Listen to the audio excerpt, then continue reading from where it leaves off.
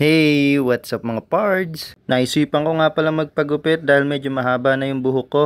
Tumutusok na nga sa may tenga ko yung gawing patilya. At dahil nga malapit na din naman yung birthday ko ng mga araw na to, sabi ko magpapa-Korean cut ako. Tinatanong nga ako ng barbero kung anong hairstyle yung gusto ko. Sabi ko siya na yung bahala, basta magmumukha akong K-pop. K-pop, huy!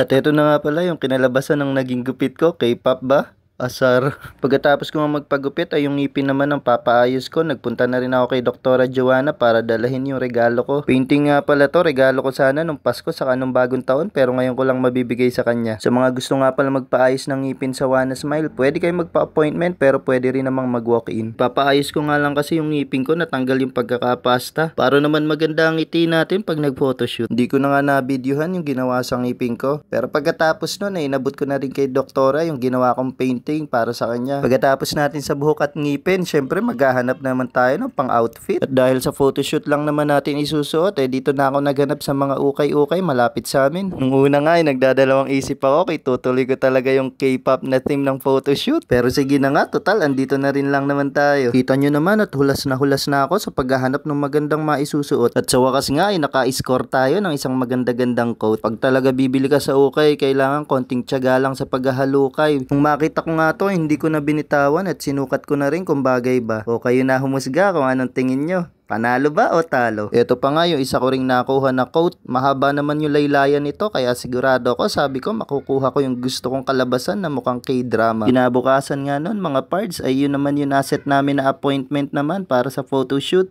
At eto, sinamahan ako ni Mrs. Yung studio kasi na pupuntahan namin ay walang libreng photographer. Ikaw mismo ang kukuha ng mga pictures mo. Kaya naman mga pards, nasa bahay pa lang ay nagpa-practice na ako ng mga pangmalupitang composing.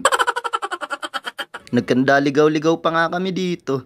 Sabi, sa third floor pala yun, sa second floor ako naghahanap. Kaya naman bago kami makapasok dun sa mismong studio, pawis na ako. Di naman kami nasabihan, may trekking palang kasama to.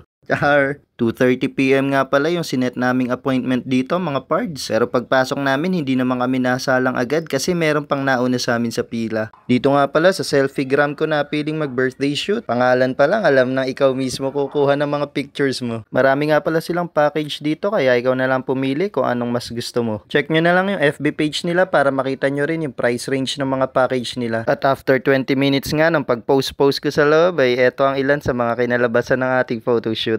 Oh na na na na na na na na na na na na na na.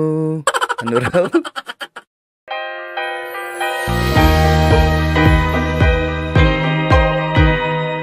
너와 함께 하고 싶은 일들을 상상하는 게 요즘 내 일상이 되고 너의 즐거워하는 모습을 보고 있으면 자연스레 따라 웃고 있는 걸 너의 행동에 설레어하고 뒤척이다가 지새운 맘이 많아지는데 이건 누가 봐도 사랑일 텐데 종일 함께면 질릴 텐데 나 돌아서도 온통 너인 걸 아무래도 사랑인가 봐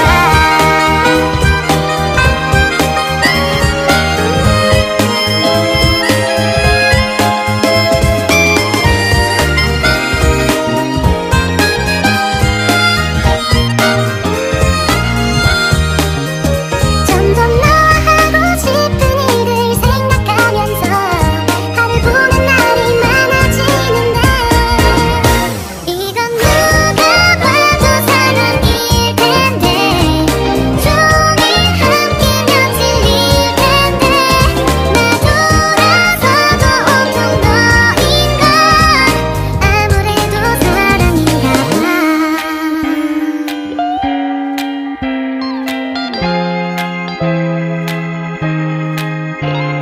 O paano? Yun lang. Thank you for watching.